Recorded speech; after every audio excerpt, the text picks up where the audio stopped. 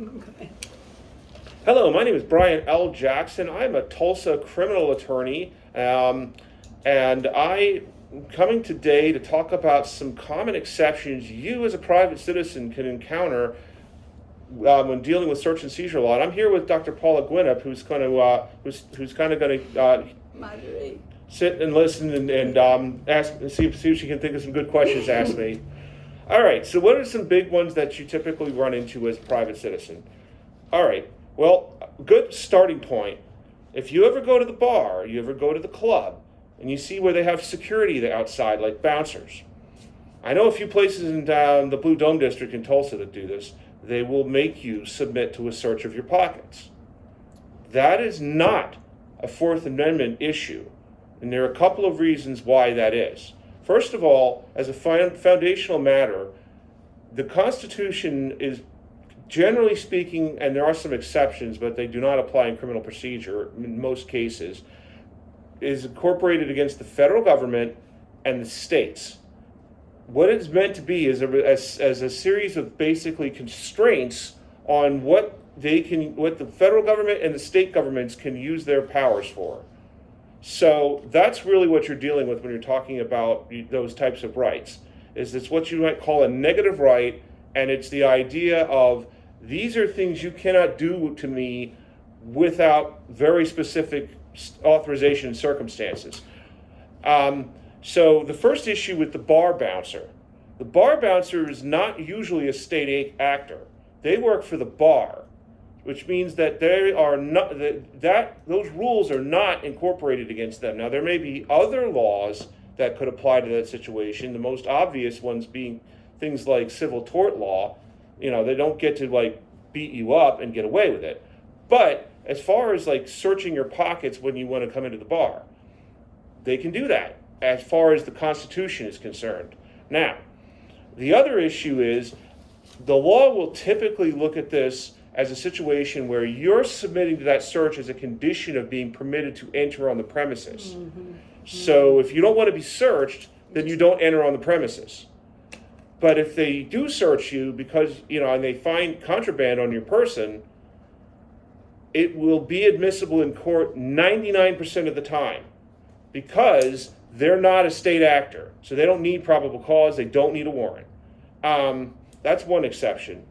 Another situation that you'll see a lot is when you're entering into certain secured areas of certain types of buildings. Mm-hmm.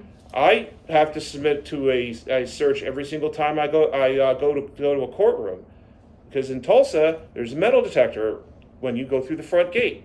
That's a search. And if I want to go to the courthouse, I have to submit to that search. And if they find something that I'm not supposed to have, it's admissible in court. I can be prosecuted. So that's another exception. And the same goes for the airport. You go into the secure part of the airport, you consent to a search. And it is absolutely lawful, and if they catch you with something you're not supposed to have, it's probably going to be admissible.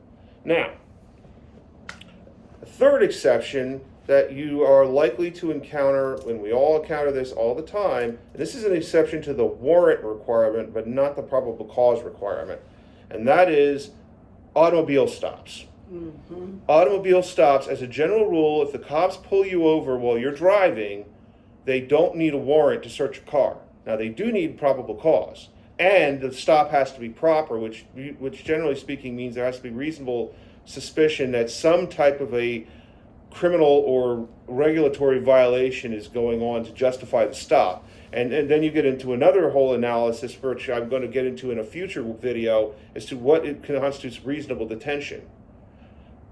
But they do not need a warrant to search your car. If they have grounds that would be add up to probable cause, they can toss your car. So, for example, they stop you, the window comes down, and a big cloud of weed smoke rolls out.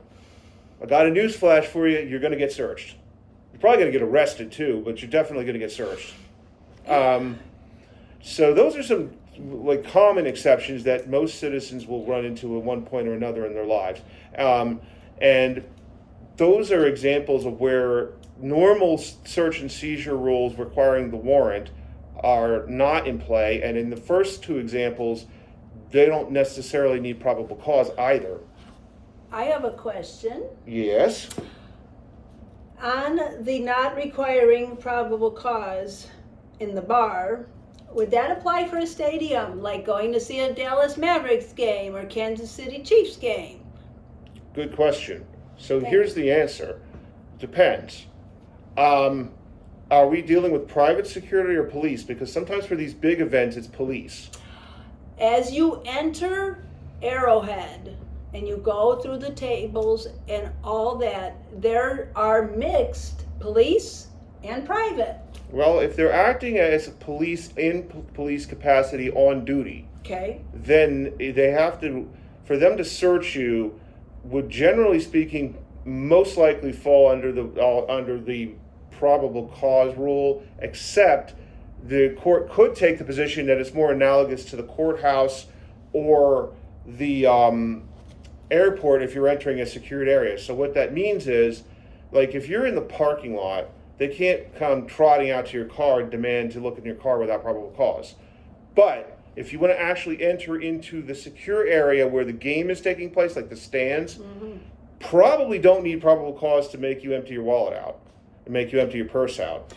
So I don't know if you've been recently, but I have, and they have this clear pocketbook rule, and I did not know it.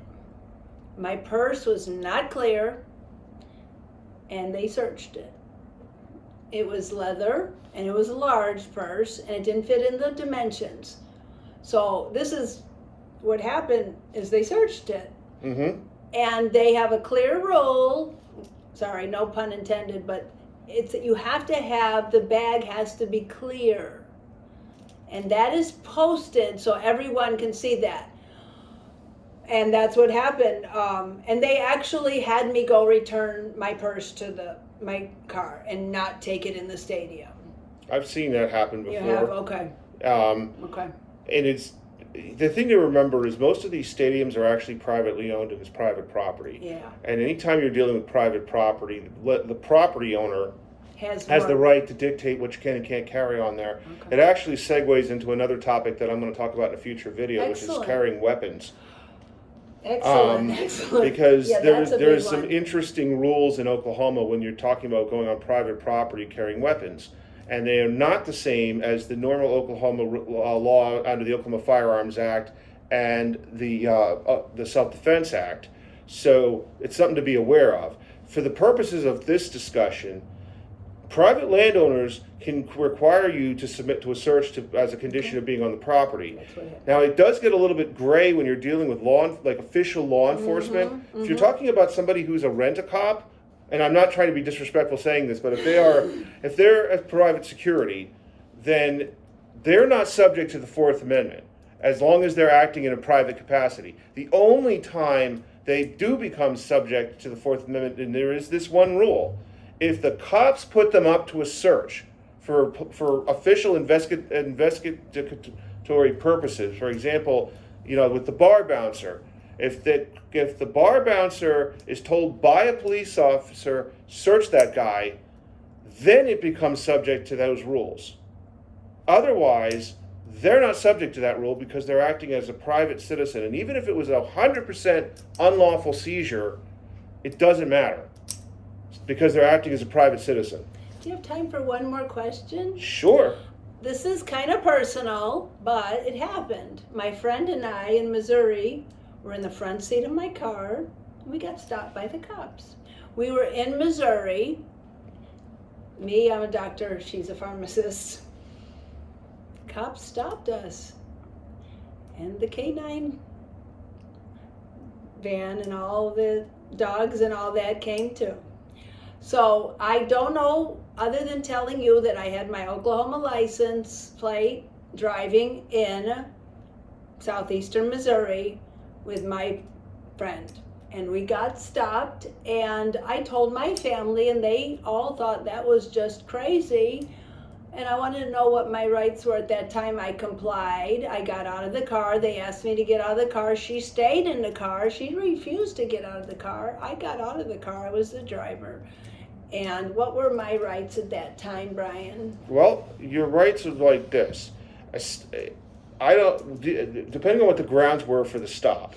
There were no grounds. He Are just you stopped sure? it. I Did they am tell sure. you- They didn't did- say you didn't put your signal, Okay. the light wasn't on. Because I asked him, what are the grounds?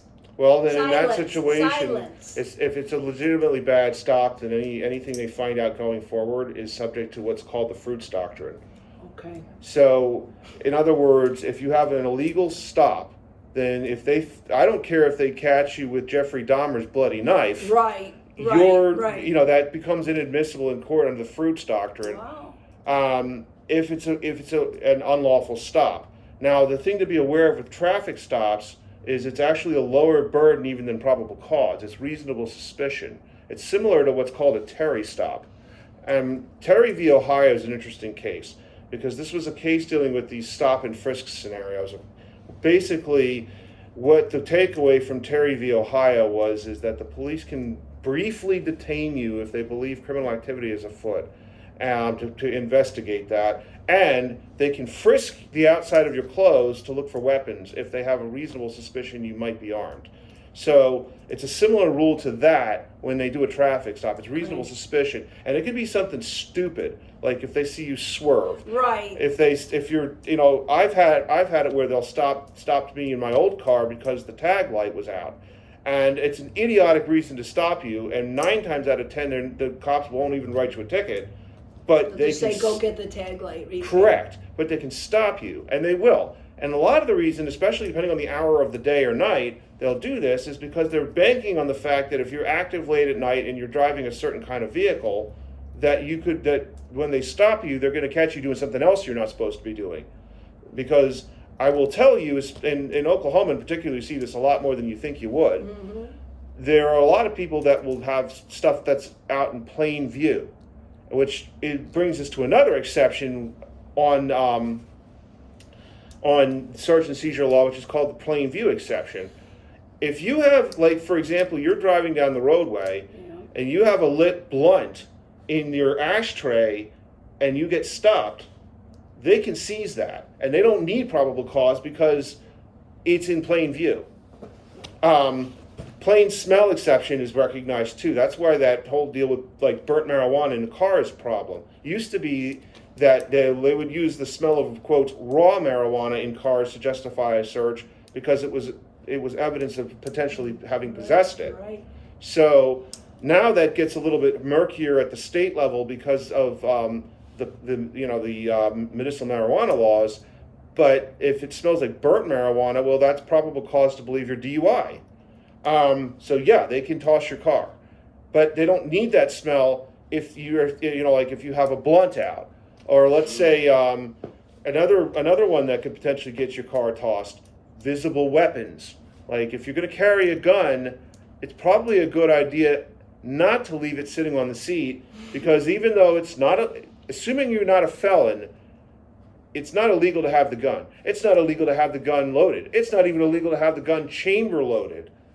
But that presence of the gun is evidence that you have a weapon, which means they could go look for other weapons that could be present in the car. So the takeaway here is, be aware of what you see and what's visible in your car. Now, one other exception I want to talk about quickly, and this is a big one that I see people fall into this trap all the damn time, and that's consent. If you agree to the search, they don't need probable cause and they don't need a warrant. Anything they get at that point, assuming the search wasn't coerced, is 100% fair game. Now, I get clients more than you could imagine who will talk to me about this in the context of a traffic stop and say, well, I don't have anything to hide, so why not consent to the search? Well, here's the question to ask yourself. How certain are you of the every last bit of content of your car when you consent to that? Yeah. Because the thing is, you're going to be held responsible. So, and if you're not 100% certain that you don't have anything in your car that could be considered contraband, or that might look like contraband, then you shouldn't consent. No. And if you're being honest with yourself, these are things to consider. Have you carried passengers? Does anybody else drive your car? Does anybody else have a key to your car? How recently was someone else in your car? Because anyone you bring in your car could potentially have left something there that gets you in trouble. And it's not always stuff that's obvious. Something to think about. Let's say, you share a car with your 18-year-old child. Mm-hmm. You went to the gun range. You had boxes of bullets. You had your handgun. You neglected to get all the bullets out of the car. Now they're driving around in the car. They consent to the search, and the cops find a handgun bullet in there. Well, they're not 21. And to possess a handgun without adult supervision, you got to be 21. So now they got a problem, and because you left a bullet in that car. Gosh. That's the way things can happen. Or let's say you're one of those people who lives out of their car, not literally, but you travel a lot, so you have a lot of just random stuff. The cops, and you ate your lunch in the car. Cop sees a bunch of sandwich baggies. That could be considered contraband because baggies are often considered paraphernalia of drug sales. Because how do they portion out powdered drugs? In sandwich baggies. Now, can you beat that in court? Probably. Do you want to try? No, because it's going to cost you thousands of dollars. And it probably makes me a bad businessman to say this, but you're better off not to need someone like me to get you out of that kind of a case because you didn't consent to the search. So the rule is don't consent to the search ever. I don't care if you really are squeaky clean and you really are, you never touch drugs, you don't, you're not possessing any illegal weapons, you're not, nothing. You don't know what the other person or persons who had access to your car might or might not have put in that car. Exactly. So that's why. I actually had a real life example of what Brian is saying, so please heed that advice. His lively discussion has conjured up at least 3 questions, which we will save for further episodes. Indeed. So guys, I appreciate your attention. This video got a little longer than I originally planned on, but I do appreciate your attention. If you are dealing with anything to do with the criminal justice system, you need a good lawyer. One place you can find a good lawyer, you can reach out to me. My number is 717-460-4881, and I would be happy to help you. Thanks.